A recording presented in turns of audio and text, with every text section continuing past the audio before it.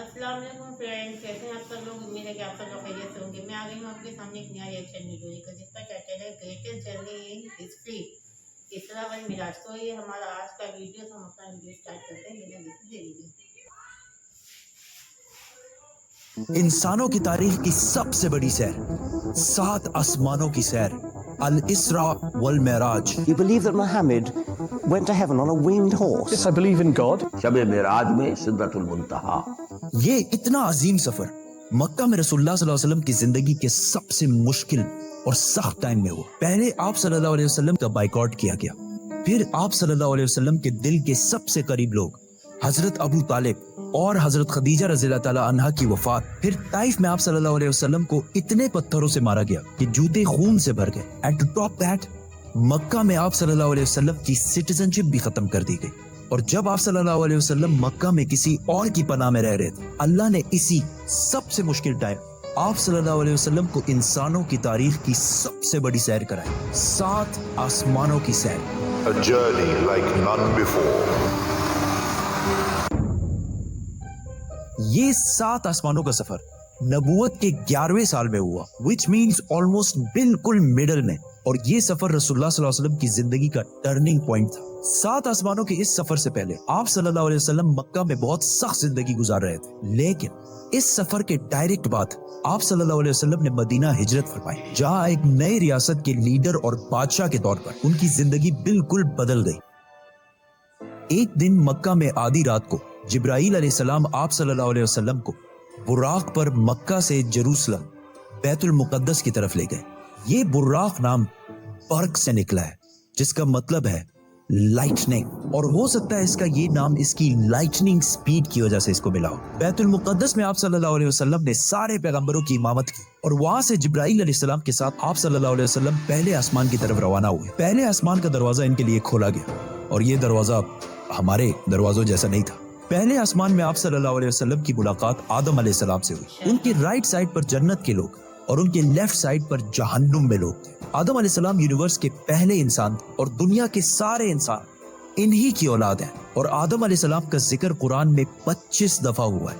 آپ صلی اللہ علیہ وسلم نے انہیں سلام کیا، انہوں نے سلام کا جواب دیا، اور آپ صلی اللہ علیہ وسلم دوسرے آسمان کی طرف روانہ ہوئے۔ وہاں ان کی ملاقات عیسیٰ اور یحییٰ علیہ السلام سے ہوئی۔ عیسیٰ اور یحییٰ علیہ السلام ایک دوسرے کے کزنز، جیزس اور جان دا بیپٹسٹ کہا جاتا ہے۔ یہ دونوں پیغمبر آج سے 2000 سال پہلے رومن امپائر کے اسٹیٹ فلسطین میں پیدا ہوئے، اور ان دونوں کزنز کی زندگی بہت ہی مشکل حالت میں گزری۔ حضرت یحییٰ علیہ السلام کو ایک ظالم حکمران نے شہید کر دیا، اور ان کی شہادت کو آج بھی لوگ کربلا میں امام حسین کی شہادت سے کمپیئر کرتے ہیں۔ ان کے کزن عیسیٰ علیہ السلام کے ساتھ بھی یہی ہونے والا تھا، لیکن اللہ نے آخری ٹائم انہیں دنیا سے اٹھا لیا۔ قرآن میں یحییٰ علیہ السلام کا ذکر 5 دفعہ ہوا ہے، اور حضرت عیسیٰ علیہ السلام کا ذکر 25 مرتبہ ہوا ہے۔ آپ صلی اللہ علیہ وسلم نے انہیں سلام کیا، انہوں نے سلام کا جواب دیا، اور آپ صلی اللہ علیہ وسلم تیسرے آسمان کی طرف روانہ ہوئے۔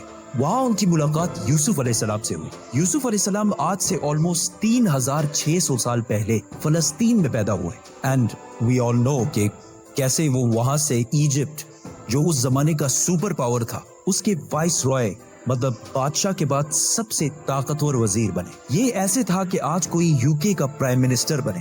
یوسف علیہ السلام کا ذکر قرآن میں 27 مرتبہ ہوا ہے، اور یہ واحد پیغمبر ہے جن کی ڈیٹیلز قرآن میں بائبل سے بھی زیادہ ہے۔ آپ صلی اللہ علیہ وسلم نے انہیں سلام کیا، انہوں نے سلام کا جواب دیا، اور آپ صلی اللہ علیہ وسلم جبرائیل علیہ السلام کے ساتھ 4تھے آسمان کی طرف روانہ ہوئے۔ وہاں ان کی ملاقات ادریس علیہ السلام سے ہوئی۔ ادریس علیہ السلام دنیا کے پہلے انسانوں میں سے تھے۔ آدم علیہ السلام اور شیت علیہ السلام کے بعد ادریس علیہ السلام کو انسانوں کا تیسرا نبی مانا جاتا ہے، اور دنیا میں سب سے پہلے ظلم کے خلاف جہاد انہوں نے ہی کیا تھا۔ ادریس علیہ السلام کو دنیا کا پہلا سائنٹسٹ بھی سمجھا جاتا ہے، کیونکہ انہوں نے پہلی دفعہ دنیا میں پین قلم یوز کیا تھا، پہلی دفعہ آسمان میں سٹارز اور پلانٹس کی موومنٹ کو آبزرو کر کے انسانوں کی زندگی آسان بنائی تھی۔ ادریس علیہ السلام کا ذکر قرآن میں 2 مرتبہ ہوا ہے۔ آپ صلی اللہ علیہ وسلم نے انہیں سلام کیا، انہوں نے سلام کا جواب دیا، اور آپ صلی اللہ علیہ وسلم 5ویں آسمان کی طرف روانہ ہوئے۔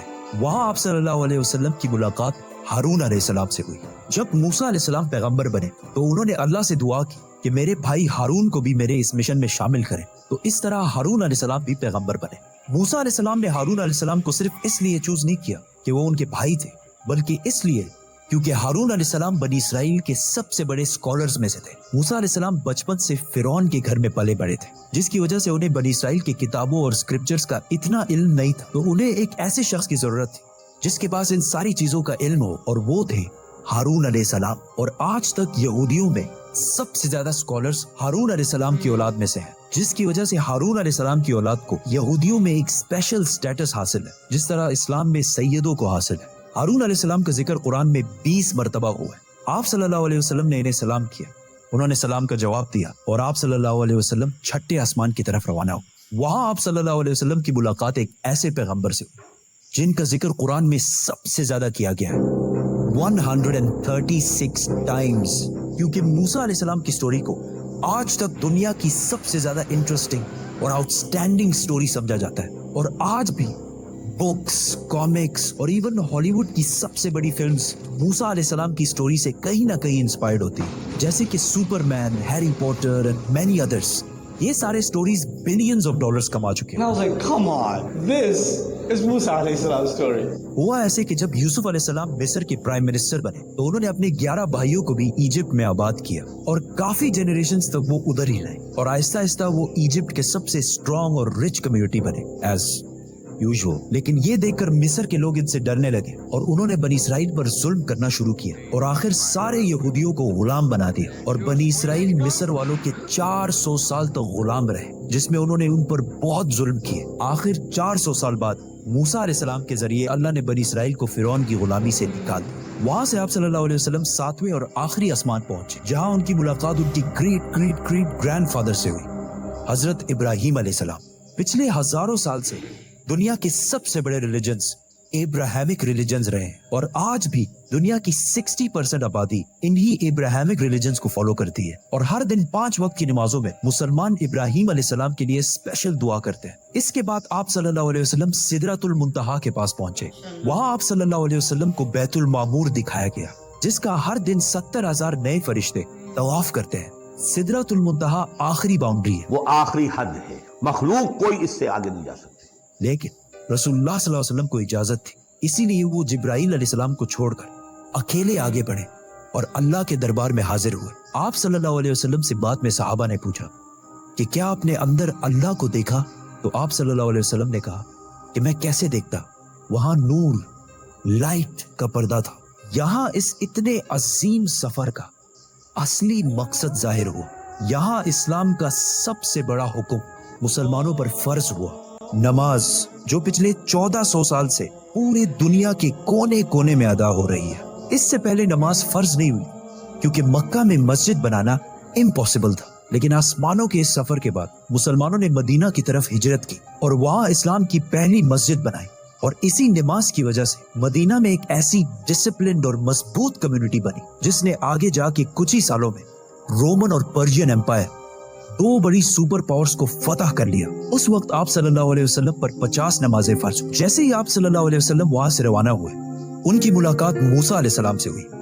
मूसा अलैहिस्सलाम ने उनसे कहा कि आपकी उम्मत 50 नमाजें कभी भी अदा नहीं कर सकती, तो आप अल्लाह के दरबार में वापस जाएं और उनसे इसे कम करने की रिक्वेस्ट कर। सही बुखारी में है कि रसूलुल्लाह सल्लल्लाहु अलैहि वसल्लम वापस गए और अल्लाह से रिक्वेस्ट की, जिस पर अल्लाह ने नमाजें 50 से कम करके 40 कर दी। आप सल्लल्लाहु अलैहि वसल्लम वापस मूसा अलैहिस्सलाम के पास गए तो उन्होंने कहा कि 40 भी इम्पॉसिबल है, वापस जाकर अल्लाह से रिक्वेस्ट करें कि वो 40 से भी कम कर। और इस तरह थोड़ा आना जाना चलता रहा और आखिर नमाजें 5 पर फिक्स हुई। लेकिन मूसा अलैहिस्सलाम ने फिर आप सल्लल्लाहु अलैहि वसल्लम को कहा कि आपकी उम्मत 5 नमाजें भी दिन में अदा नहीं कर सकती। लेकिन आप सल्लल्लाहु अलैहि वसल्लम ने कहा कि इसके बाद अल्लाह से नमाजें और कम करने में मुझे शर्म आती है, मैं 5 नमाजों पर राजी हूँ। आप सल्लल्लाहु अलैहि वसल्लम को इस सफर में जन्नत, दोज़ख और गुनहगार लोगों की सजाएं सब दिखाई गई। आखिर आप सल्लल्लाहु अलैहि वसल्लम जेरूसलम वापस बैतुल मुक़द्दस पहुंचे और वहां से वापस मक्का की तरफ रवाना हुए। रास्ते में उन्हें एक काफिला देखा जिनका एक ऊंट उनसे भाग गया था। जैसे ही आप सल्लल्लाहु अलैहि वसल्लम वापस मक्का पहुंचे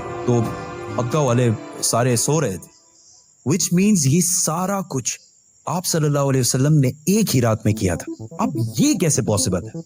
आइंस्टाइन की थ्योरी ऑफ रिलेटिविटी के मुताबिक What is time?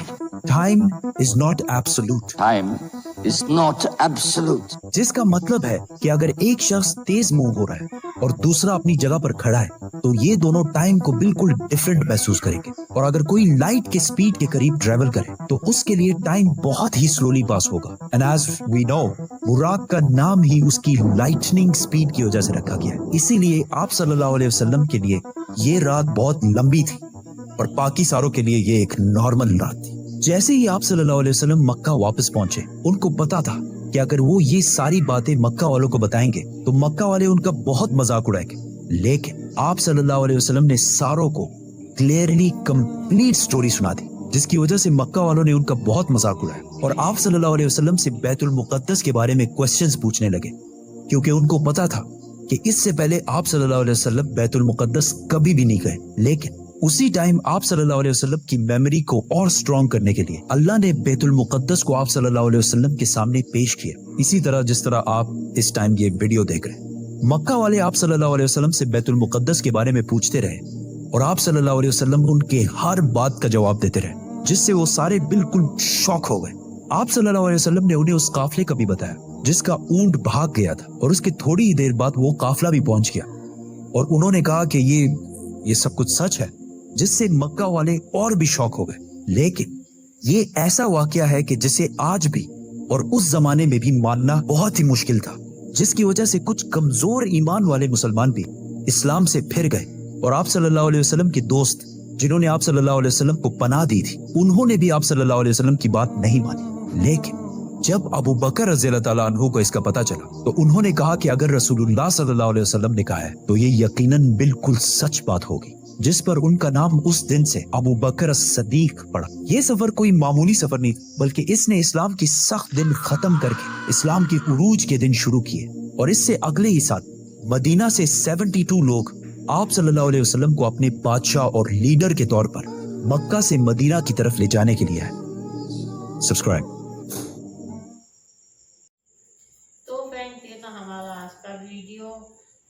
इस वीडियो में जो है मेराज के वाक़े का जिक्र है। हुज़ूर सल्लल्लाहु अलैहि वसल्लम जब मेराज पर गए थे, 7 आसमान पे वो 7 नबियों से मिले, हज़रत आदम अलैहिस्सलाम से, हज़रत यहया अलैहिस्सलाम से, हज़रत ईसा अलैहिस्सलाम से, हज़रत मूसा अलैहिस्सलाम से, हज़रत इब्राहीम अलैहिस्सलाम से, हज़रत यूसुफ अलैहिस्सलाम से, हज़रत इदरीस अलैहिस्सलाम से। इन सारे नबियों से उनकी मुलाकात हुई और उसके बाद वो सिदरतुल मुंतहा तक पहुँचे, जो कि आखिरी हद थी, और वहाँ तक किसी को भी जाने की इजाज़त नहीं थी।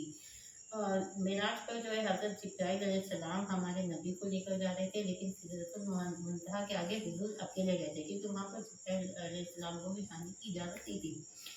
तो ये था मेराज का जिक्र। वहीं उसके बाद से ही जो है हम पर नमाज़ें फ़र्ज़ हुई थी, जो कि पहले 50 वक्त की थी, लेकिन मूसा अलैहिस्सलाम ने हमारे नबी से कहा कि आपकी उम्मत जो है 50 वक्त की नमाज़ अदा नहीं कर पाएगी, और इस तरह से हुज़ूर सल्लल्लाहु अलैहि वसल्लम अल्लाह ताला के पास जाते गए और नमाज़ें कम कराते गए, और आखिर में 5 वक्त की नमाज़ें हम पर फ़र्ज़ हुई।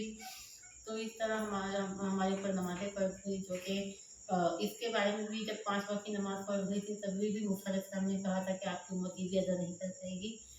लेकिन उस टाइम पे हुज़ूर सल्लल्लाहु अलैहि वसल्लम फिर नहीं गए अल्लाह ताला के पास, क्योंकि उन्होंने कहा कि मुझे अब जाना अच्छा नहीं लग रहा है बार बार।